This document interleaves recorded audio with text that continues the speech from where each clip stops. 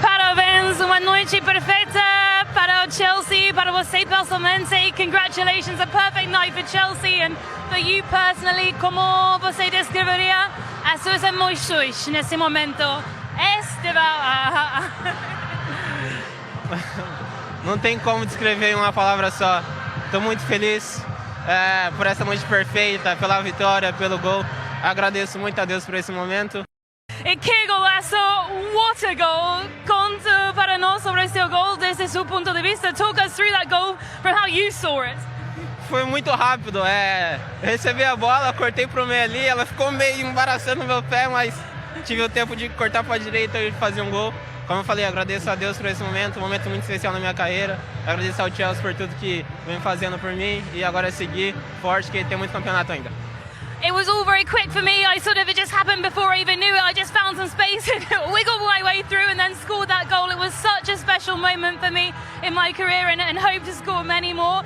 Foi o melhor momento na sua carreira. Was it the best moment in your career? Sim. Acho que desde que eu comecei no futebol profissional, acho que esse é o meu melhor momento. Fico muito feliz. De novo, agradeço muito a Deus, a minha família. É um momento muito especial. Espero que ele dure por muito tempo. Yes, he says it was definitely the most special moment in my career. I hope I keep scoring more and more for many years, and I'm so happy my family were here as well, watching here. Os torcedores estavam cantando Estevao. The fans were singing Estevao throughout the game. Você se sente uma grande conexão com os torcedores? Do you feel a big connection with the fans here at Chelsea? Sim, desde que eu cheguei aqui eles me trataram com muito carinho. Até hoje, com essa música no final. Cara, eu amo isso, eu amo dar alegria aos torcedores em campo. Muito feliz por fazer o gol e dar alegria para eles.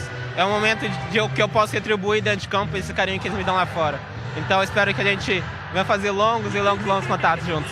Yes, he said, from the moment I arrived here at Chelsea, I felt such a connection with the fans. He said he's just so happy that he could score for them, that he can make them happy, and he hopes he's going to score many more goals for them and keep making them happy. Estevao, parabéns. Uma noite incrível. What an incredible night for you. Well done. Obrigado. And that huge smile says it all, doesn't it? I mean, we could stand here and give him platitudes and praise, I think, probably for the next 45 minutes, an hour. One of the most preferred stats of mine of the evening is that he is now second to Mbappe in terms of the youngest player to score in his first 3 Champions League games. He's taken to this stage with ease, it would appear tonight. Is this a coming-of-age match and performance? I think so, yes, and certainly the anticipation and expectation was it's going to be Lamine Yamal's night and everybody's going to look at him, and you see Estevao tonight just absolutely brilliant all around the pitch. He was tenacious, he was decisive in the moments he needed to be, calm the game down when he needed to calm it down. Very professional and experienced performance from him, and it's just the beginning. It's just the start of an amazing career we hope to see, and we hope that Chelsea have a superstar on their hands because he was absolutely amazing tonight. Gianfranco, I think Chelsea fans, already were saying he reminds them of you and how you lit up games for Chelsea. What did you make of his performance tonight? He was very good, very mature as well. He played like somebody much older than his age. Now, what I like about him is that he is brave. When there is a possibility to try to do something difficult, he does it. And he does it without hesitation. That is a great quality, and he can only improve. Certainly today he scored a fantastic goal. He was important for the team, and he's looking. Every time I see him, I see something new in him, and this is a great attitude for a young player like him. Ahead of the match, Enzo Maresco said to us that he's been picking and kind of guiding him into his career here at Chelsea, and perhaps Europe has suited him a little bit more because it doesn't have the physicality of the Premier League. What is it going to take for him to become a regular on the starting 11 in the Premier League? Just nights like tonight will give him a lot of confidence, but also I think the manager has used him really well and sparingly in the Premier League and in Europe. It isn't as physical, and tonight, as the lad said, he was fantastic. His decisions to drive with the ball, decisions to run off the ball, to play inside one touch, but also defensively, his work rate was very good as well. So, he keeps doing what he's doing, then he'll give the man no option but to play him in every game. The fans will demand it, Roberto. I think you can tell the fans enjoy every time Estevao's had the ball. But I think I want to go back to to how the game was prepared by Enzo Maresca. I think we've seen an Estevao that had a big impact in the game. Pedro Neto had a big impact in the game. Even Garnacho's discipline to always keep that space where they were going to explode. What impressed me about Estevao is that he was very constant. He kept making the right decisions. He was always available. He was ready. It was a demanding game. I think the coach today will look at this performance away from the physicality of the game. He's ready to come into the Premier League because he's got that concentration and that constant aspect of his performance. Let's have a look at the goal, shall we, Daniel? Yes, indeed. I mean, we're talking about positioning yourself in the right areas in that half space, and once he gets the moment, you know, where he can go against this defender 1 against 1, you're thinking, okay, he wants to take the line. But to be able to manipulate in such a small space and then have the wherewithal to bring it onto your left foot and then execute on your weaker foot is absolutely magical. It's that extra weave. It's like an extra touch here, and it's this one that creates the space for him. Guided away from the defender, and it's just a magnificent finish. I mentioned Mbappe's stats there. I think, you know, people tonight were hoping there was going to be an interesting kind of matchup in terms of their performances with Lamine Yamal, but he was kept quiet by Cucurella. We'll talk about that.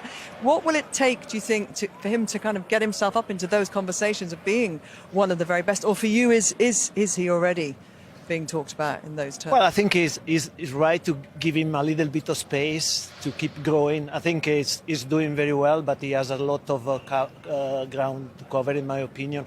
I think the more he will play, the more physically he's going to be stronger, and he will read the game better. So all those things that they come with experience, and I think that he's promising to become a very, very important. And Wayne, we've got a lot to talk about alongside Daniel, Roberto, Wayne and Gianfranco. Wayne, let's get straight into the goal when it eventually came after those 2 disallowed goals. A tight call.